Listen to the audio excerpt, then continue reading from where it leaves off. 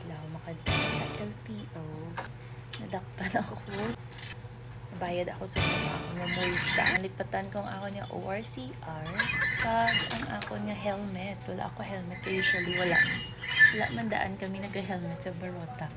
Pero sige na lang, masunod kita sa layi. Bayran naton ang atong nga penalty.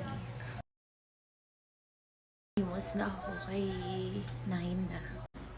Ang mga pikitaan na ang tinatay. Ay na siya. Kapo, nagbakal ako sang heater sa Save More. Buy one take one lang ni siya guys. 699 mo, naka buy one take one ka na. Yes, barato lang dito.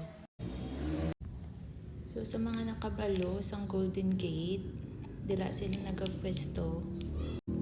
So ara gisa sa atubang sang LTO nga office ang Barotac Viejo.